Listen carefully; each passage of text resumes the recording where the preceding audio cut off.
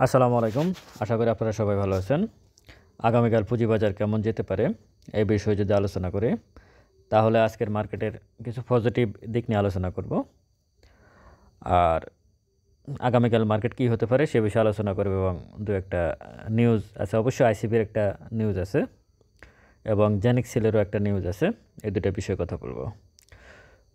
তো আজকের মার্কেট নিয়ে একটু কথা বলি। আজকের মার্কেটের পজিটিভ দিক যদি আমি বলি, সেটা হচ্ছে আপনার ইন্ডেক্স মুভারে আজকে সিটি ব্যাংক ছিল 0.78 ইন্ডেক্স মুভার এবং ব্যাক্সমিকো ফার্মা 0.77। এটা ইন্ডেক্স মুভারে ছিল, এটা পজিটিভ দিক। এর বাহিরে যেমন আজকে 14 পয়েন্টের মতো মাইনাস, এটা তো নেগেটিভ দিক আছে। কিন্তু যেটা খুব বেশি প্রবলেম হয়ে গেছে সেটা হচ্ছে লেনদেন। 277 কোটি টাকাতে লেনদেন নেমে আসছে। এটা আসলে এটা একটা ভয়ঙ্কর খেলা। মানে এটা হওয়ার কথা ছিল না। লেনদেন কমে গেলে ভালো, কিন্তু আজকে যে লেনদেনটা হলো এই লেনদেনটা আবার ভালো না। এখানে কোনো একটা মানে কারো মানে একটা অন্তর্দ্বন্দ্ব মার্কেটের মধ্যে চলতেছে, এটাই প্রমাণ করে এই লেনদেনে। যে লেনদেন হলো আজকে, এটাতে মানে একটা গ্রুপের সাথে আর একটা গ্রুপের একটা দ্বন্দ্বের ব্যাপার আছে। তা না হলে মার্কেটে এই পরিমাণ এটা লেনদেন হওয়ার কথা না।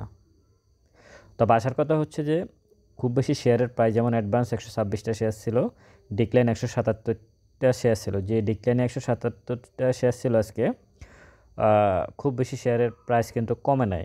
এটা একটা পজিটিভ দিক। টপে যদি আমি বলি, এটাকে আমি খুব বেশি বি ক্যাটাগরি, জেড ক্যাটাগরি ছিল, সালভো কেমিক্যাল ছিল। যাই হোক, আর একটা প্রবলেম হয়ে গেছে আজকে, যেটা আমার কাছে মনে হয়েছে শেষের দিকে এসে কিছু বিনিয়োগকারী একটু মানে হতাশাগ্রস্ত হয়ে গেছে শেষের দিকে এসে। বিনিয়োগকারী বলতে আমি মনে করি আর কি, যে আমরা যারা হতাশাগ্রস্ত বলতে কি, আমরা যারা আছি আমাদের আসলে লেনদেনে ইন্ডেক্সের তেমন কোনো প্রভাব ফেলে না। আমি মনে করি আমার ভিডিও তো ডেলি কয়েক হাজার লোক দেখে, হয়তো আমার কথাগুলো কিছুটা হয়তো অনুসরণ করতে পারেন, সম্ভাবনা আছে করা, যার কারণে তো ভিডিওটা দেখে। তো আমি তো বারবারই বলে আসতেছি যে আপনারা শেয়ার সেল দিবেন না, হয়তো এটুকু দিচ্ছে না। এটাও কিন্তু একটা বড় একটা ইমপ্যাক্ট মার্কেটে পড়তে পারে এই ভিডিওগুলোও। এরকম আমি মনে করি অন্যান্য যারা অ্যানালিস্ট আছেন তারাও কিন্তু বারবারই একই কথা বলতেছে যে আপনারা শেয়ার সেল দিবেন না লসে।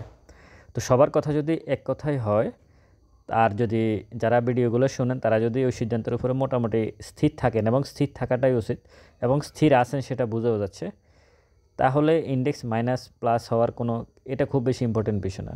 আপনারা আপনার হাতে থাকা শেয়ারগুলো ধরে রাখবেন, এটা হচ্ছে আমার কথা।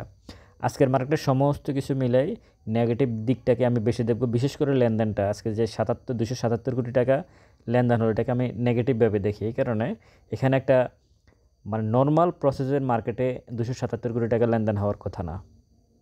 মানে কোনো একটা গ্রুপের সাথে মানে কোনো একটা প্রবলেম আছে টোটাল মার্কেটের ফান্ডামেন্টাল প্রবলেমে, মানে যারা বড় বিনিয়োগকারী তাদের মধ্যে। এটা আমি বিভিন্নভাবে বলার চেষ্টা করছি যে মানে সরকারি যারা আছে, আইসিবি, বাংলাদেশ ব্যাংক এবং সিকিউরিটি এক্সচেঞ্জ কমিশন, তাদের সাথে প্রাইভেট কিছু মানে ব্রোকারেজ হাউস বা মার্চেন্ট ব্যাংকের সাথে একটা টকশোতে আলোচনা করলে তো বোঝা যায় যে আসলে কার ভিউটা, মনের মানে ভিউটা কেমন। তো বোঝা যাচ্ছে যে একটা দ্বন্দ্ব থাকতে পারে। আশা করি এগুলো কেটে মার্কেট ভালো দিকে আসবে। আজকের মার্কেটের যদি ইন্ডেক্স নিয়ে বলি এটুকুই। আর এর বাইরে নির্দিষ্ট কোনো শেয়ার নেই। আসলে ড্রাগন সোয়েটার নিয়ে একটু বলতে চাচ্ছি। ড্রাগন সোয়েটার দাম বেড়ে গেছে আজকে, ভ্যালুতেও ড্রাগন সোয়েটার, ভলিউমও ড্রাগন সোয়েটার, ট্রেডও ড্রাগন সোয়েটার। সুতরাং এই শেয়ারে নতুন করে এন্ট্রি নেওয়ার ব্যাপারে একটু সাবধানতা অবলম্বন করবেন। যাই হোক, আগামীকালকের মার্কেট কী হতে পারে? আগামীকালকের মার্কেটে যেটা হতে পারে সেটা হলো যে ক্যান্ডেলটা আপনি দেখতেছেন, এই ক্যান্ডেলটা কিন্তু অনেক মানে উপর অনেক বড় একটা উইক আছে। মানে ক্যান্ডেলটা দিয়ে বোঝানো হয়েছে যে সেলাররা অনেক বেশি অ্যাক্টিভ ছিল। যেমন গতকালকের ক্যান্ডেলে বোঝানো হয়েছিল যে বায়ার অ্যাক্টিভ ছিল, আজকের আবার ক্যান্ডেলে বোঝানো হয়েছে যে সেলার অ্যাক্টিভ ছিল। মানে ওভারঅল পুরো মার্কেটে একটা অস্থিরতা বিরাজ করতেছে, টোটাল মার্কেটে একটা অস্থিরতা বিরাজ করতেছে। তো সব কিছু মিলে আপনারা আগামীকালকে আমি যেটা বলবো সেটা হচ্ছে আপনারা মানে শেয়ার সেল দিতে কার্পণ্য করবেন। মানে আপনার হাতে থাকা শেয়ার সেল আপনি দেওয়ার দরকার নেই, কারণ আপনি সেল দিয়ে দেখা গেছে 20% 30% লসে একটা শেয়ার সেল দিয়ে আপনি অন্য একটা শেয়ারে যাবেন, গিয়ে আপনি যেই লেনদেন হচ্ছে এই লেনদেনে খুব বেশি প্রফিট করতে পারবেন না। কারণ 277 কোটি বা 300 কোটি গড়ের লেনদেন আপনি কি প্রফিট করবেন? কোনো কিছু মানে খুব বেশি প্রফিট করার কোনো স্কোপ নাই। সো আপনারা এটা মানে সেল দিয়ে কিছু হবে না। সেল দেওয়ার কোনো প্রয়োজন আছে বলে আমি মনে করি না। আর ইনডেক্স প্লাস হোক বা মাইনাস হোক, শেয়ার কিন্তু খুব বেশি পড়তেছে না। এটা হচ্ছে পজিটিভ দিক। শেয়ারের প্রাইস খুব বেশি নিচে আসতেছে না। এটা খুবই পজিটিভ দিক আমি মনে করি মার্কেটের জন্য। তো আগামীকাল মার্কেটে আপনারা সকালে দেখবেন যে আসলে কী ধরনের শেয়ারকে আপ করে রাখে, ভলিউমটা কেমন হইতে পারে, এই বিষয়গুলো। এই মুহূর্তে ইনডেক্স পজিটিভ বা নেগেটিভের থেকে ভলিউমটা বেশি ইম্পর্টেন্ট। ভলিউমটা আসলে কীভাবে আচরণ করে এটা আপনারা দেখবেন। আপনারা খুব মানে কোনোভাবে ট্রেড করতে যাবেন। আগামীকালকের মার্কেটের পজিটিভ নেগেটিভ নিয়ে আমি কথা বলতে চাচ্ছি না। আমি টোটালি বলতে চাচ্ছি লসে কোনো শেয়ার সেল দেবেন না এবং কোনো প্রকার ট্রেডিংয়ে যাবেন না। মানে ট্রেডিং না, আপনি ইনভেস্টমেন্টে যদি যান তাহলে আপনি শেয়ার বাই দিতে পারেন।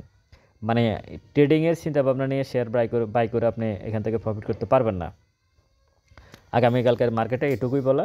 আর অবশ্যই 10টা 10:30টার দিকে দেখবেন যে ভলিউম যে শেয়ারগুলোকে টপ করে রাখছে সেগুলোতে ভলিউম হচ্ছে কিনা, আর বি ক্যাটাগরি আর জেড ক্যাটাগরি দিয়ে কি মার্কেটকে আবারও রাখার চেষ্টা মানে গতকালকে মার্কেট যেভাবে গেছে, আজকে মার্কেট যেভাবে গেছে, সকাল 10:30টার ভিতরে মোটামুটি বুঝে যাবেন যে মার্কেট আসলে কীরকম আচরণ করতেছে।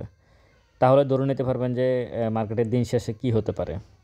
তো যাই হোক, আর নিউজ নিয়ে যদি বলি, নিউজ হচ্ছে আইসিবি যে 3,000 কোটি টাকা সেটা ছাড় দিয়ে দিল।